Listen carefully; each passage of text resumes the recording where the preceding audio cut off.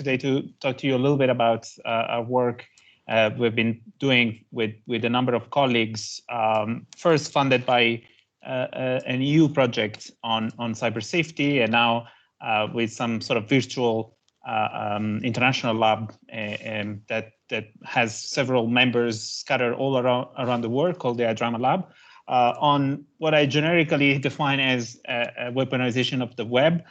These are sort of a set of issues related to safety, cyber safety, or like in the UK they like to call it online harms. And I'm going to try to walk you through some of these issues using some case studies, I would say.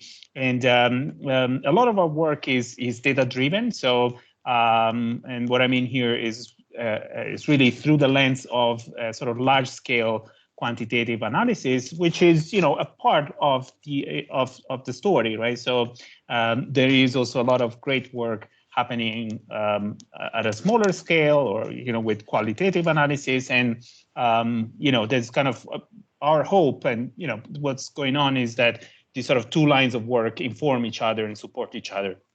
And I'm happy also to report that, you know, in maybe more recent times, we have been growing collaborations across these two worlds.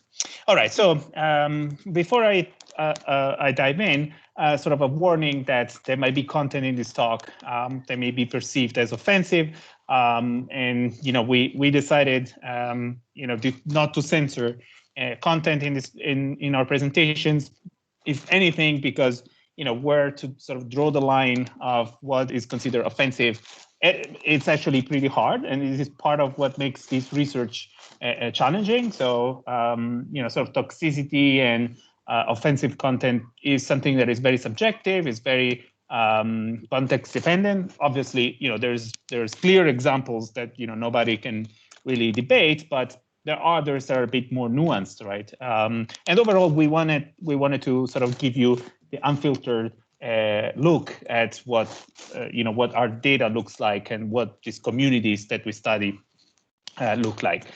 So I apologize in advance, and, you know, if anybody has, you know, any issue, I'm, you know, very happy to kind of skip over slides, or, you know, if you just want to drop out, of course, by any means, please, you know, no hard feelings, of course.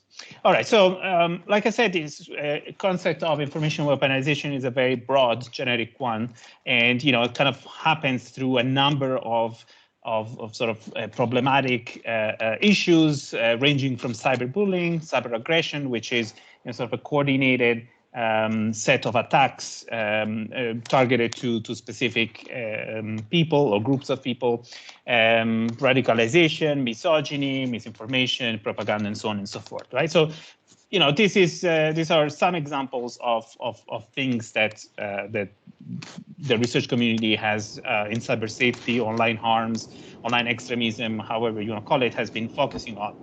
And you know, obviously these are very important socio-technical problems, and that have attracted a lot of sort of interest from the research community, and, you know, both from the point of view of solving technical issues, and also from a societal importance point of view, of course, right? And you know, as mentioned in the introduction, you know, my experience comes from like the cybersecurity and privacy technology side, and, you know, a lot of us in this field have had a lot of experience in doing research on sort of mitigating unwanted activity on social networks, right? So social networks on the web in general, right? So you can think of sort of problems like spam, right? That's an unwanted activity. You don't want, I assume that nobody wants to receive spammy emails in their inbox. And there are, in general, a lot of tools available to detect sort of automated unwanted activity, or, you know, activity perpetrated by bots, right? By sort of automated programs, right? And we have actually done a lot of great work in that space. You know, I think if you use like Gmail, or, you know, Outlook, or, you know, these kind of large providers, they are pretty good at detecting spam. Of course, they're not perfect, but they can really rely on the fact that you have sort of large-scale synchronized unwanted activity that sort of really exhibits some clear patterns, right? And so this actually does not apply only to spam, but in general to bot activity in social media, right? So it can be spam, can be tools to like do this kind of like farms on Facebook, or networks of retweets, inflate number of followers, inflate engagement, and so on. Right. So there are machine learning classifiers that we can build that are able to model these recognizable patterns and have reasonably accurate outcomes on, and like these examples on the slide, I think a trap, evil cohort, botometer, or bot layer, they're pretty good with some caveats. Okay, and this maybe it's a conversation for another talk. Okay. But what can we do, really? I mean, can we actually use these tools? Can we apply at least the same intuition to solve some of those issues that I mentioned in the information weaponization slide, cyberbullying, cyber aggression, toxicity, and so on? Well, I mean, the first observation is that a lot of those issues are actually perpetrated by humans. A lot of those activities are perpetrated by humans, right? And human activity overall is less coordinated, right, than a script that is launched at a large scale. So characteristic traits and these patterns are much less recognizable, right? If anything, you have a much looser synchronization of activities. Toxicity can come and go at different times. And real users use common talking points, and so it makes it much harder to sort of recognize, sort of differentiate this activity from whatever is considered normal activity, right? And also, a lot of the tools that we've used for automated unwanted activity detection really take the fight on economic grounds. Like, for instance, for spam, or for like preventing denial of service attacks, what we do is we actually make it too expensive for the attacker to launch his attacks, or we make it less profitable, right? So in the end, the attacker, doesn't send spam if they cannot profit from it, right? So they will move to some other platform, they will move to some other kind of criminal activities, let's say, right? But in this case, not always things are have to do with money, right? So, or even if they do, some of these activities may involve adversaries with deep pockets, like, for instance, state-level adversaries that want to interfere with elections, or want to spread some kind of propaganda that will, drive. They will drive ideology in a certain direction, or something like that, right? So, this sort of is our first observation when it comes to this problem. The other one is that online services do not exist in a vacuum, right? And it's not only considering things like each social network is distinct from each other, right? So the social networks really impact each other. So content that may originate from the Reddit social network might then spread and go viral, let's say, on another social network like Twitter and Facebook and so on. But also you have different sort of ecosystems, let's say, that have that obviously really have a big interplay with each other, right? So you can think about content providers and social networks and news providers and so on, right? So when it comes to this kind of research, looking at a single service at a time is not enough. And unfortunately, we are used to really focus on like one platform at the time, one problem at the time, and if anything, for just like both for what it means to do data collection, but also with respect to the tools, the analytical tools that we have. Right. So this was one of it still is one of the biggest challenges from a technical point of view in this space.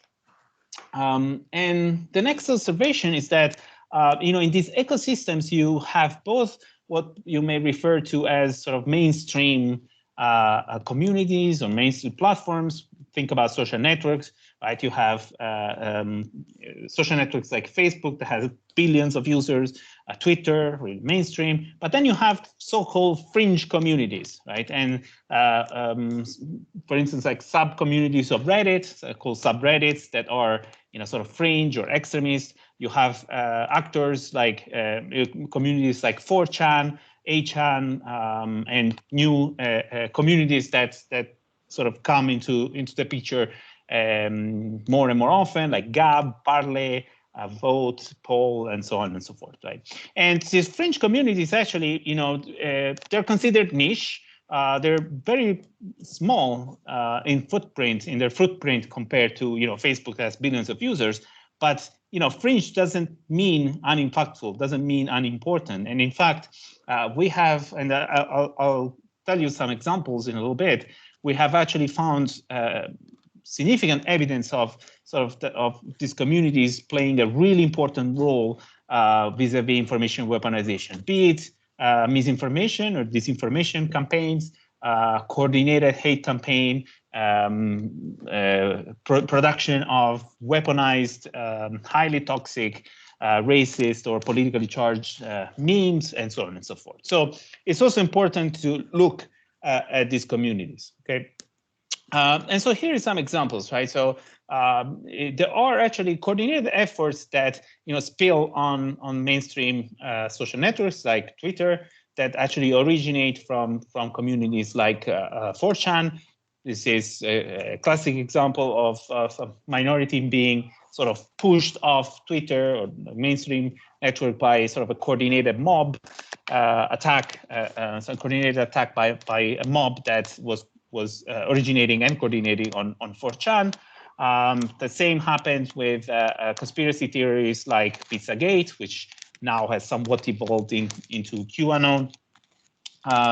And overall, you see that the actions of these things are not just confined on these fringe communities, nor on these mainstream platforms as a result, but actually spill in the real world, right? So there is a lot of evidence that sort of this radicalization, that's if you allow me to use this word, of users on fringe platforms have then resulted into real world violence, like mass shooting incidents in the US and in Australia, New Zealand and elsewhere.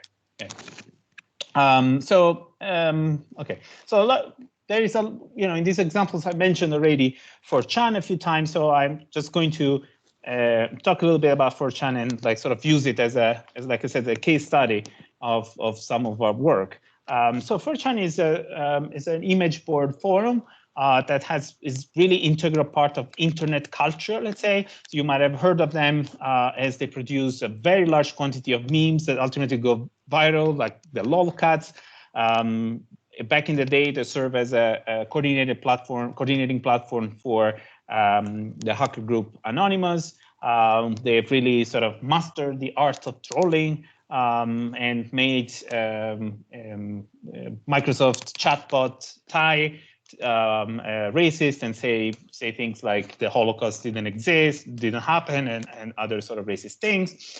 And they've produced like a number of sort of internet culture memes and narratives and notations, let's say, and expressions like Pepe the Frog, which was actually a sort of an innocent cartoon that was created by sort of a non-political person, and then was kind of appropriated by 4chan and became a symbol of hate. And so now it's, for instance, banned on a number of platforms.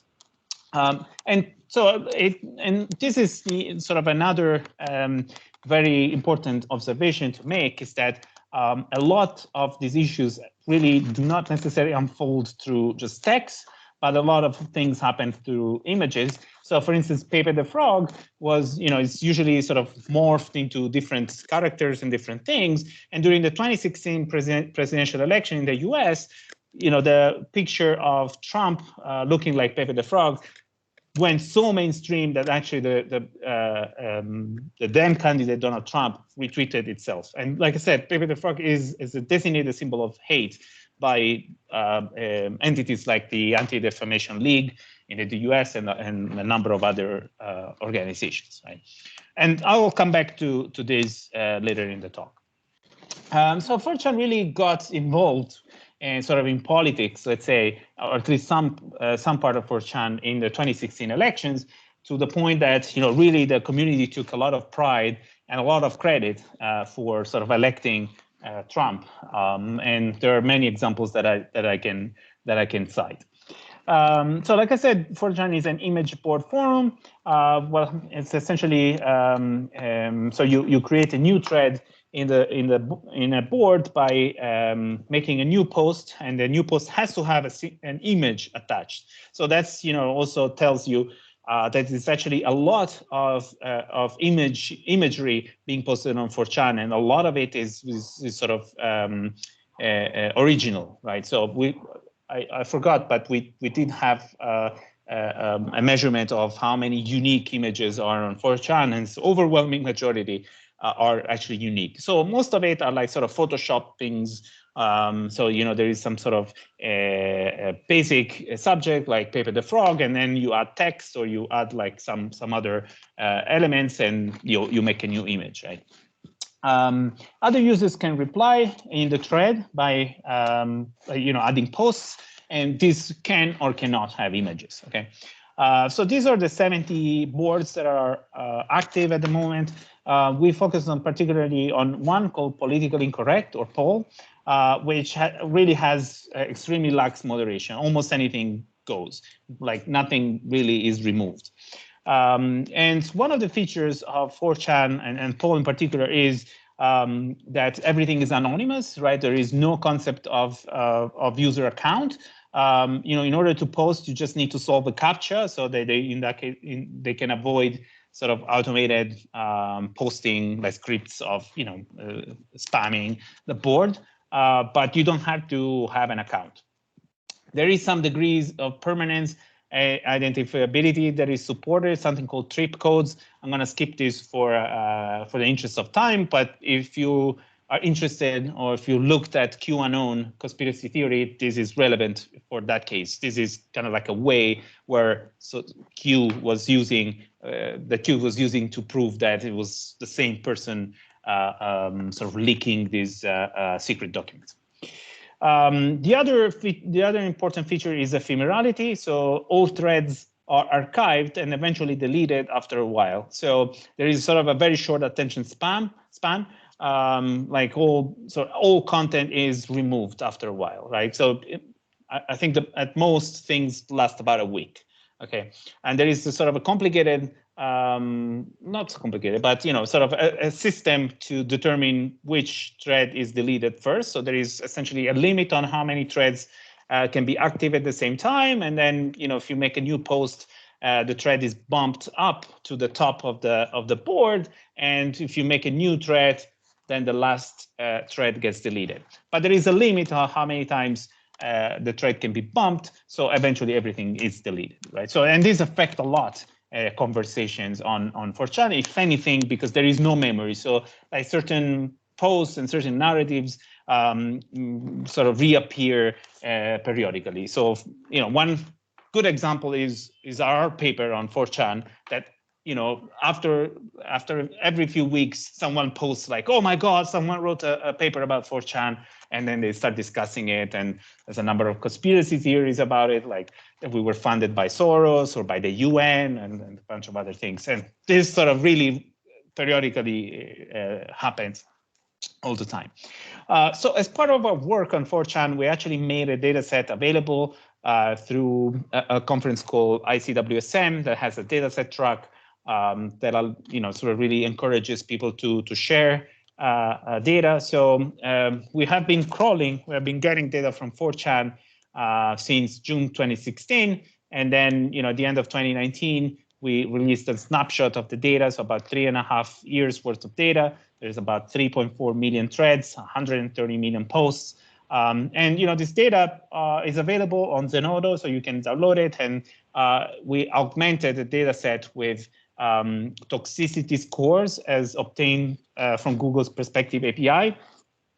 There's different labels like toxicity, severe toxicity, and so on. These are, scores of how toxic a post is, and should not be taken at face value. I also want to say that. So Google Perspective API is not perfect. It's an automated library that sort of gives assigns scores to text, like I said, for how toxic it is.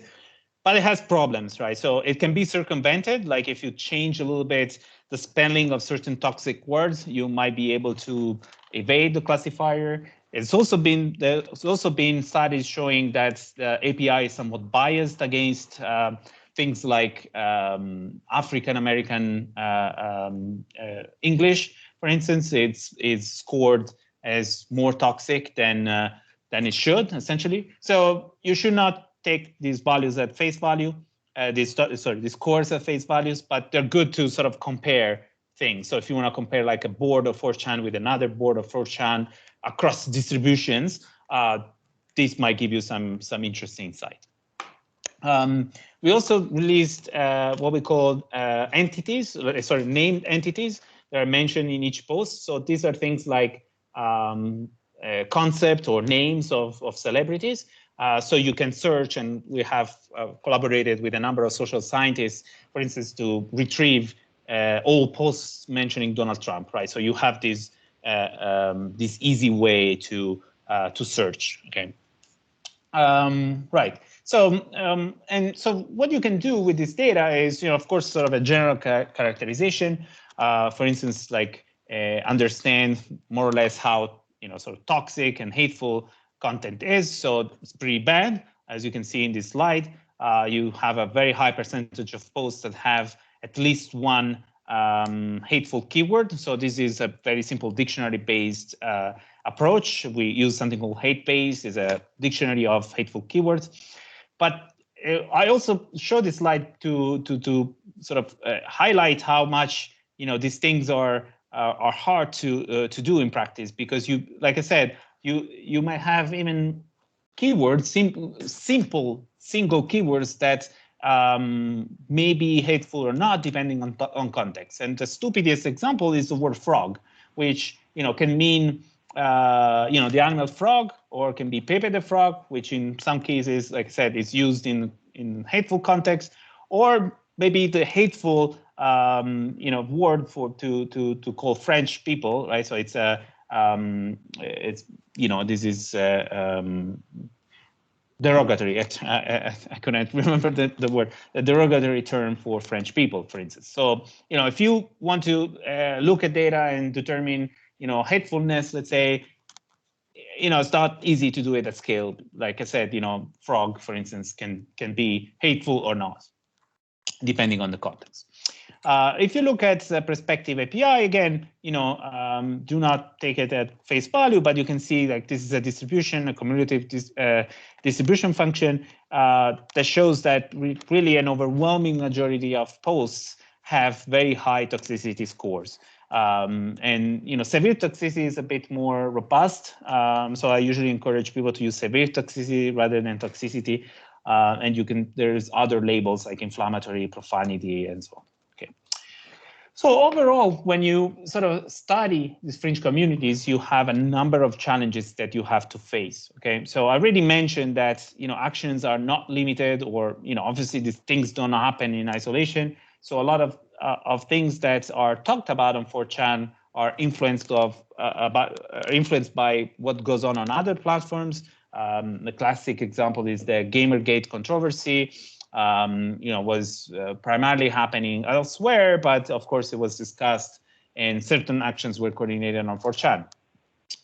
Or certain things that originate from 4chan then have a big impact on other platforms. But overall, even if you consider sort of 4chan in a vacuum, let's say, it's clearly not your typical social network, right? So you have this anonymity and ephemerality that really changed the way things happen. Ephemerality, if anything, like I said, it creates this like sort of lack of memory on the discussions, and so it really makes some topics sort of reoccur. Also makes it harder to collect data, so we have to have like a crawler that periodically checks when a thread is archived and then retrieves all posts in that thread from the archives. Not easy, and you have to have a lot of redundancy to support that. A failure in the crawler infrastructure means that you miss data. You cannot go retroactively like you could do, for instance, on Twitter or something like that. Also, anonymity means that there is no way to do any kind of like user-based analysis, if anything. I mean, maybe there is a way, but it's certainly not ethical. There are like sort of stylometric features you could use to find posts by the same users, but that would not be ethical, so we've never done it. Knowing what you're talking about is not easy. So there is like a number of words and really a lingo that sort of you have to learn to even figure out what the hell they're trying to talk about. It's a bit risky. It's very risky, I would say. Actually, you might get attacked, doxed. So doxing is sort of the act of exposing personal information about a user with sort of really hateful intent. This has happened to us multiple times. Also, something called concern trolled. Someone sent an email to my department chair, pretending that our research was, detrimental to some minorities, and that was sort of phrased in a way that looked plausible. So it wasn't really an easy thing to deal with. So it also means that you sort of have to quickly learn how to deal with these things and how to protect yourself and your collaborators, your students, and so on. And sadly, it's not something that institutionally we are geared to really to support. Most of the support I got actually was from colleagues in the crime science department that had been doing research on terrorism and radicalization, and they were sharing some of the resources, some of the support, but it's not really something that we learn. Just like we don't learn ethics, really. There's nobody teaches you in computer science a curriculum. Things are changing, but when I went to college in the early 2000s, nobody was even ever mentioned ethics in any of my lectures ever, right? So, and same in grad school. So it's really something that we have to learn by ourselves. Luckily, there is sort of a community that tries to help each other, but there is a lot more to be done there. Okay, so actually, let me just take a breath and drink a little bit and ask if anyone has any questions so far. Yeah, someone questions, you can just speak up, raise your hand.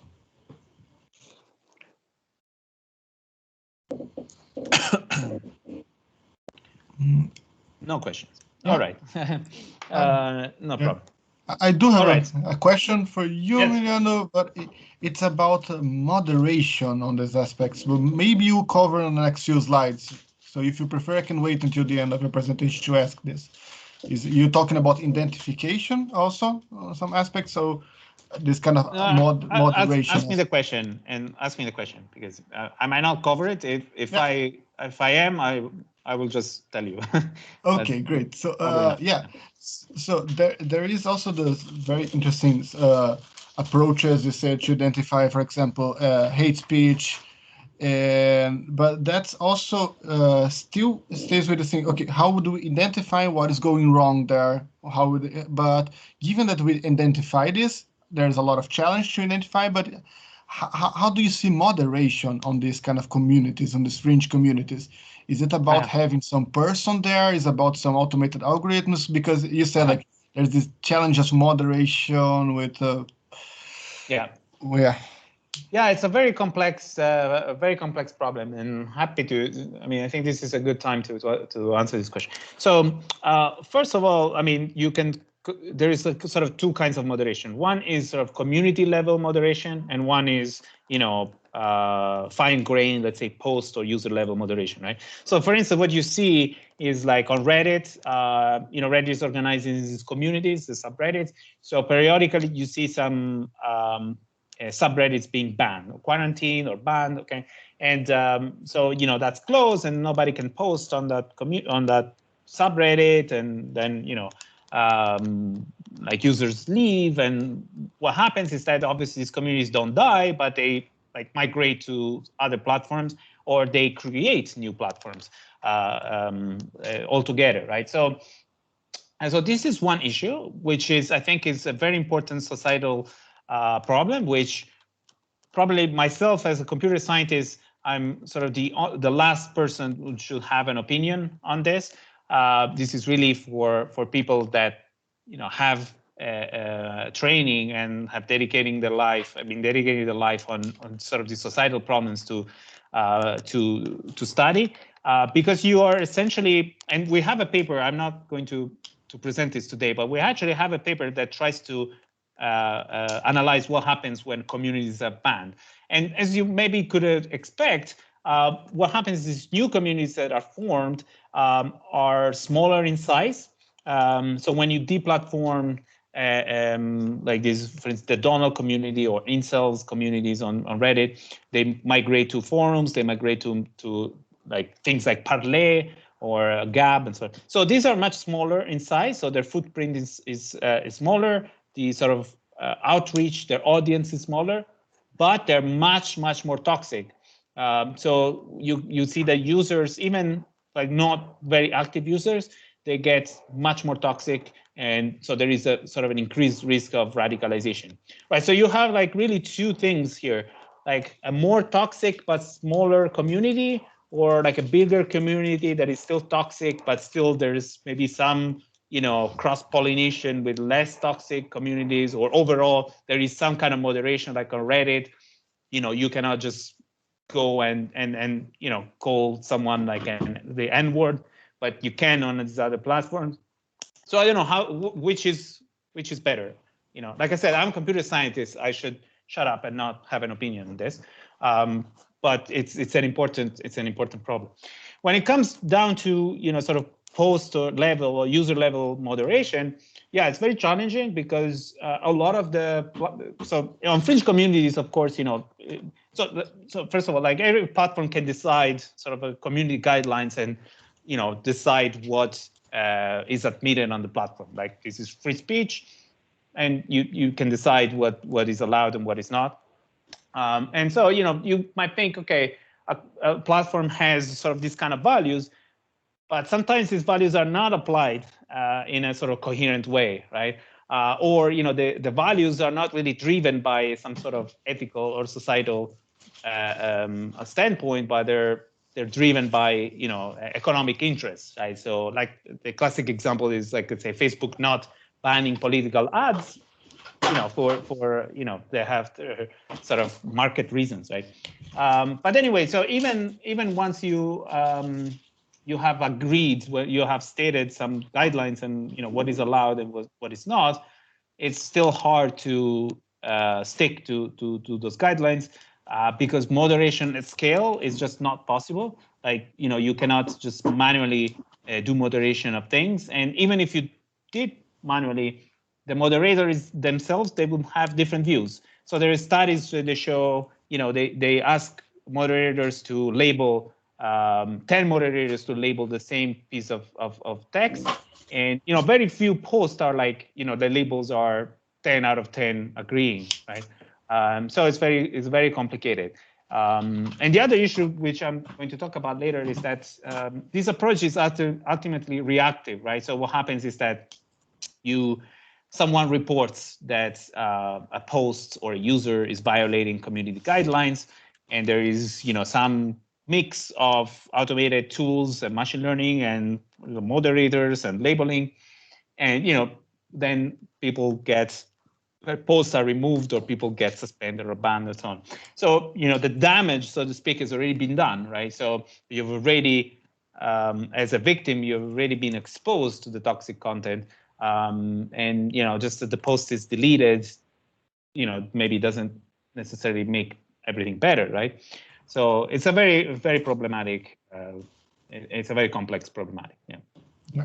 Thanks for answer. So I think if I can just very quickly react to this, I can say like, yeah, that's definitely it's a very multidisciplinary challenge, right? So you do, as you said, as a computer science, there's so much you can do, but if you work together with ethicists, with social science, with a lot of designers and many other audience, then that can definitely go.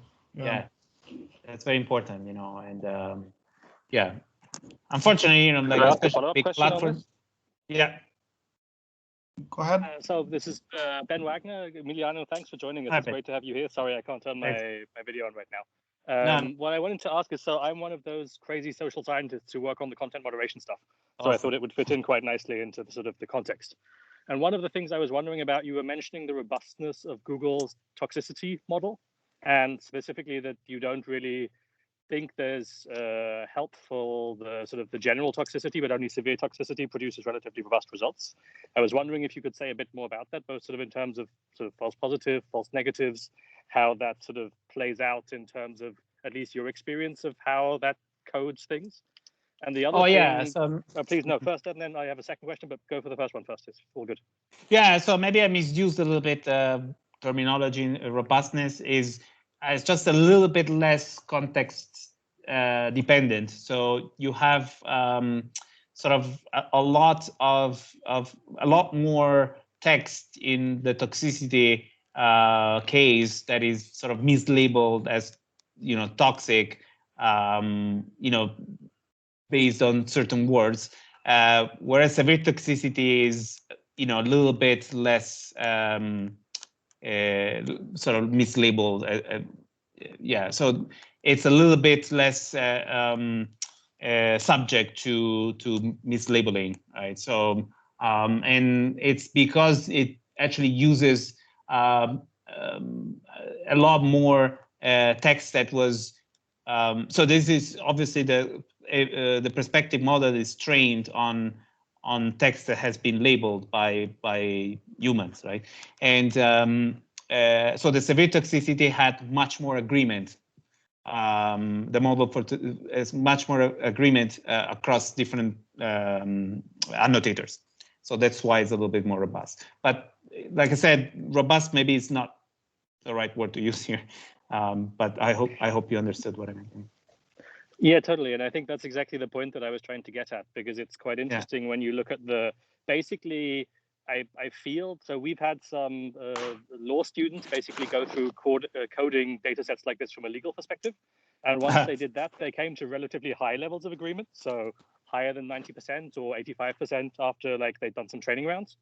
And what I found interesting about that is that the problem is itself the term toxicity or harms that we use that are not sufficiently defined as to be clearly able to then. But basically that means that even the human coder stuff you're talking about measuring the severe toxicity against is also, as you say, has its problems. So it feels like a lot of the time you're circling around looking for a ground truth, which can be really frustrating, I can imagine. No, it's very hard. Yeah. So I mean, there is a simple example that people make is, for instance, like on context dependence in toxicity, right? So, for instance, sports communities in the US, the bar of what is considered toxic is allegedly higher than in some maybe political discussions or some other kinds of discussions, right? So it's so socially acceptable, let's say, to insult each other in sports-based conversations, like, oh, you're a fan of this team, and so insult, compared to kind of contexts, right? So if you don't take that context into account, it's hard to to kind of have this ground truth, right? Yeah. You had another question, no? Yeah, no, that was literally a second question, but I think it's really helpful. And I think, I mean, I don't want to hog all of the time, so maybe we chat about this separately. All right. But I really found that super helpful for looking at this. Thanks. Thanks. All right. So yeah, then I mentioned already a couple of times this concept of sort of coordination of actions, and in particular of hateful campaigns. So this is something called raids. There is coordination of sort of real world events. So for instance, the January 6th storming of the Capitol. I think that's the picture I have in the slide. Was coordinated on mostly on platforms like Parler and other ones. But what I'm talking about here is a raid, we call a coordinated hate campaign that targets another platform, for instance, YouTube. So we observed this anecdotally at first, where someone posts a link to a YouTube video on 4chan, and maybe with a prompt like, you know what to do. And then what happens is that the YouTube video starts getting a lot of hateful comments. Okay, so we did like an exploratory study trying to see if we could actually model this behavior. So you would imagine that if a raid is taking place, you have a sort of a peak in YouTube comments while the thread is alive. So you know the number of comments that video gets spikes because of the coordination happening on 4chan, and actually you might observe a synchronization between these two things, right? And so this is actually an example of things of something that happened to me. I was giving a talk about our 4chan paper a few years ago, and you know it was at a workshop when you know there was some issues, some people couldn't attend, and so they asked us to record the talk, and I just put it on YouTube. Then I was giving an interview to a journalist talking about 4chan, and I say, oh, by the way, here is our work, here's the paper, here's the YouTube video, and the journalist linked the YouTube video in their piece. So what happened is that someone found the video and posted a link on 4chan, and yeah, so my video was rated. Like in a matter of minutes, I had thousands of views. This will never happen to me.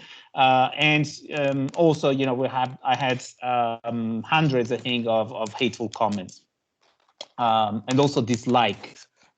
So people like using this dislike on YouTube. Anyway, so what you can see is that if you consider like time zero being the time where the YouTube link is posted on 4chan, you can really try to model the activity, right? So you see that 14% of videos that were posted on 4chan see a peak of comments during the time where the poll thread was active, and actually that things were synchronized. So there is a way using signal processing to measure the synchronization of time series. I'm just going to skip the details for the interest of time. But visually, you can sort of plot the YouTube comment sets that are hateful and the YouTube comments that are not hateful, and you can see that they really, most of them happen around the time where the thread is alive, right? Where right after someone posts a link on 4chan. So we sort of defined this metric called hate comments per second, which became a meme on 4chan now. People mention this repeatedly, and we also looked at a few other things. But so we sort of found some quantitative evidence that when people post YouTube videos on YouTube links on 4chan, this may get rated. But we flipped things around and we thought, okay, can we actually try to go one step forward and not just simply observe that something is taking place, the raid is taking place, and wait for somebody to report it, and just actually trying to predict that something like that might happen, right? So this will allow us to have a more proactive approach that does not rely on reports and moderator going through content, which is an approach that obviously is inherently slow. So we thought, what if we take a video and we try to determine whether or not this video is at risk of getting rated by 4chan, okay? And so again, this is a completely proactive approach, right? It doesn't even wait for like the link to be posted on 4chan, right? So what we do is we try to model what are the videos that are likely to attract hate from 4chan. So what we did, we constructed a data set so we had sort of ground truth here, some videos were rated, some videos were not rated, and we try to understand what are the features of the videos that do get rated. And in the end, we extract a bunch of features and we use an ensemble classifier to predict on unseen data, right? So on videos for which we don't know if it's going to get rated or not, whether or not it will get rated or not, whether or not it will get rated. So it turns out that there are some distinctive features, like the topic being covered by the video, of course. The elements in the video. So we use, for instance, like an image recognition library that tells, okay, this video has like a man in a suit, a man playing rugby or something. And also the metadata is very important, like the description that you see on the YouTube page itself. And it turns out, again, I'm skipping the whole thing here, but it turns out that there is some hope that we can actually flag videos at the time of upload that may be targeted by 4chan raiders. So, you can have proactive measures where, for instance, you keep an eye, algorithmically speaking on these videos, or you warn the users that this might happen. I don't know, right? So there is a tool here that we can use, right? It also tells us that we have some hope of trying to model the content that might attract hate. Okay, and much more work is needed here, of course. So the other thing I wanted to talk about is, I mentioned before how communities influence each other, and I'm going to do this through the use case of sort of disinformation campaigns and sort of disinformation news. And so an example that sort of motivated our work was the Pizzagate conspiracy theory, which was something that originated during the 2016 US presidential election campaign. So there were some leaks, email leaked by WikiLeaks from the DNC, the Democratic National Committee. And in this email, someone mentioned like a pizzeria, okay? And someone on 4chan put two things together and claimed that the email pointed to evidence that the Democrats and Hillary Clinton were running a pedophile ring from the basement of a pizzeria in Washington, D.C. So this, 4chan acted like a theory generator, and then the theory incubators and sort of the gateways to the mainstream world were platforms like Reddit and websites like InfoWars and Breitbart and so on. And so this eventually really went mainstream to the point that someone did a study that showed that actually Pizzagate shifted some votes in that election. So it went on Twitter, went on Facebook, and so on. Right, so we try to say, okay, how can we somewhat model, quantify how much influence a platform like 4chan might have on these kind of things. So the idea is to look at the appearance of alternative and mainstream news URLs. So, mainstream URLs, you can think of like, I don't know, BBC or CNN. Alternative news, think about Breitbart, InfoWars, Daily Mail, these kind of things, right? We took a data set that some journalists had published. And what we do is we build a sequence of appearance for each URL according to timestamp. So imagine you have a Breitbart URL. First it appears on Reddit, then on 4chan, then on Twitter, right? So we can build the sequence and we can extract the sequence and build a graph and use a statistical a tool called Hawk's processes that allows us to quantify the influence of an event occurring on one platform having, the influence on the other platform, right? So essentially what you try to look for is impulse responses that an event might cause, okay?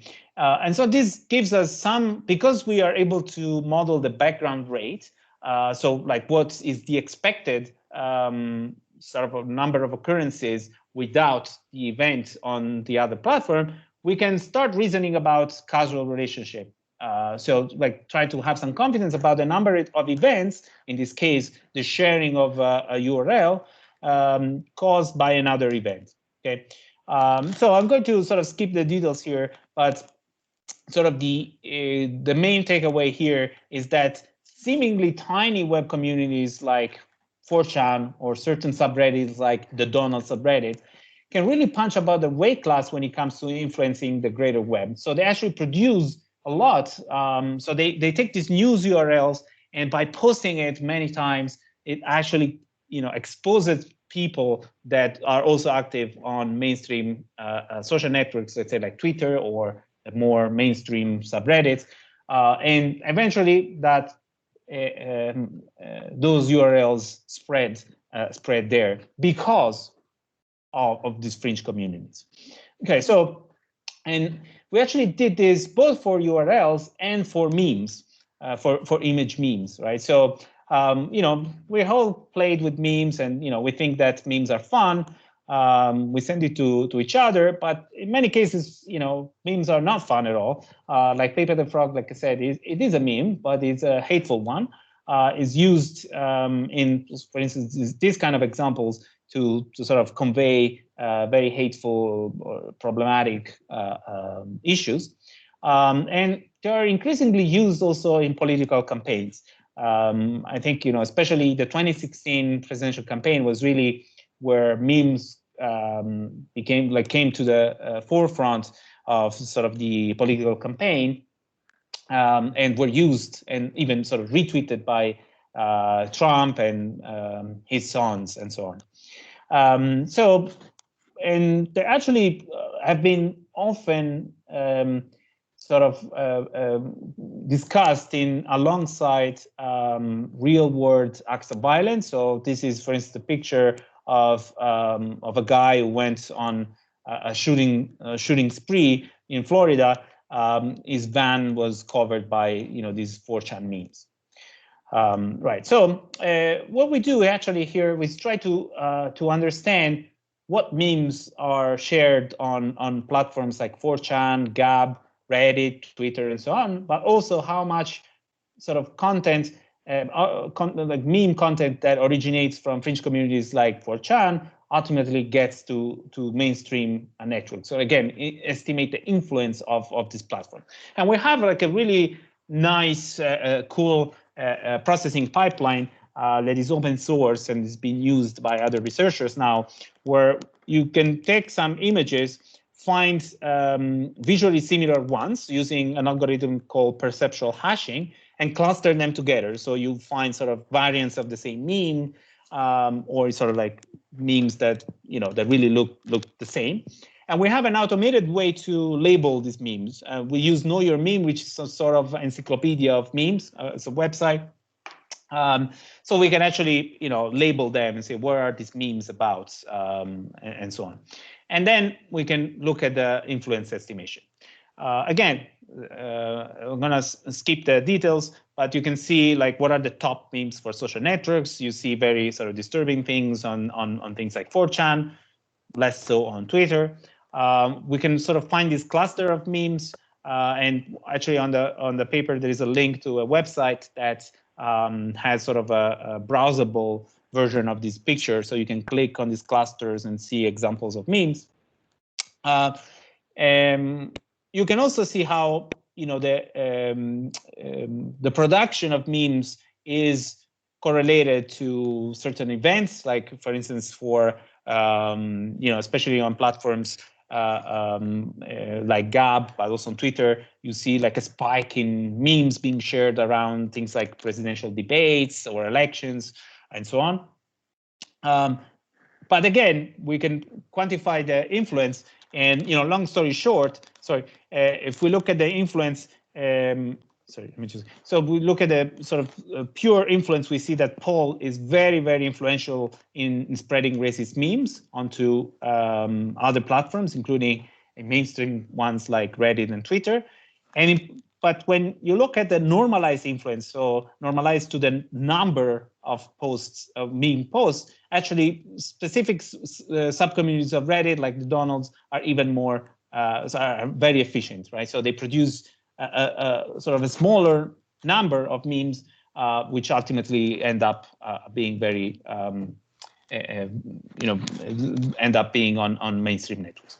All right, so I'm going to skip the rest of the talk, so we still have some time to maybe answer questions. Okay, so sorry.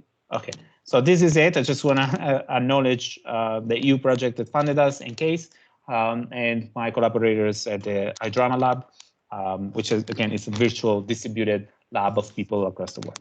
Thank you very much. Thank you very much. Really interesting and fascinating topic. I think I have time for one question. Seda, please. Yeah, Emiliano, maybe you got to this, but for a moment I had to step away. But like, we heard a lot about algorithms being optimized to increase engagement.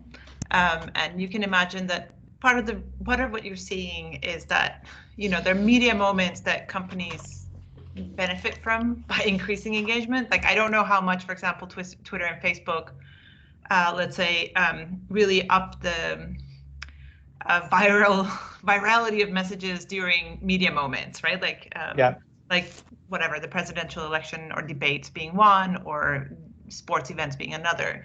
And we saw this also with GameStop, where members of these groups are very savvy about how these platforms are basically full of algorithms that amplify their effect, right? Mm-hmm. And so I just wonder, how much do you think the problem is this kind of gear of these companies to grow by increasing and optimizing engagement that is quite easy to analyze from the outside so that you can get this efficiency gain? And how much, like, are you trying to kind of band-aid the fact that they continue to grow using these efficiency algorithms for optimizing engagement, enabling these parties, and you're just allowing to pick up the guys that are disturbing that infrastructure, right? So I'm just wondering, like, how much would you, like, if you had a magic wand, Emiliano, well, how would you change this underlying infrastructure so that you don't have to do what you do now? Do you see the question? Yeah, I mean, I haven't done work in this space myself, but I mean, there are other scholars who have, and they've provided evidence of how platforms like Facebook and Twitter and so on benefit from sort of the polarization, right? And what you mean. So I think that it's in their economic interest to maximize engagement, and one way to do so is to maximize polarization, right? That's the evidence that we've been seeing. So how to disrupt that? Personally, I think that the only way is through policy. I don't think that there is much that we can do on this side. We can expose, we can do measurements. It's unfortunately very hard to do any kind of analysis of Facebook because we don't get any data. It's impossible to get data. They sort of promised that they would make some data available, through this Facebook One or something like that program. We were very excited. There was going to be differential privacy there, and unfortunately that didn't really work. Nobody got the data, and the data is useless. Okay, but still there are people that have managed to do some kind of measurement in that respect. It's a little bit easier on Twitter because we have access to at least 1% stream through academic projects, which is perfectly enough to monitor sort of large-scale phenomena. The 1% is a representative enough sample for these kind of behaviors. But yeah, so we can expose that, but I don't think that like, even if I did have a magic algorithmic wand, I don't think there's really anything that we could do to disrupt from the outside. So the only way to sort of disrupt from the inside is through policy, I think. I don't know. We'll have to take it offline. Okay, all right. All right. Okay, yeah, so thanks. Thank you very much, Emiliano. Thank you for raising all these very important issues, telling us about your work. Really was fascinating. So thanks everyone for joining us. Yeah. And yes. Yeah, I'm sorry, maybe I didn't leave enough enough time. I actually did not see a watch for question, but I'm happy to stay a bit longer, or I'm happy to answer questions offline via email or Signal or whatever. So please reach out. I'm happy to talk a little bit more. Great. I'll stop the recording now, but I'll leave it. Let's keep the room open. So whoever wants to talk a little bit more with Emiliano, please stick around. Thank you. Okay. Thanks a lot.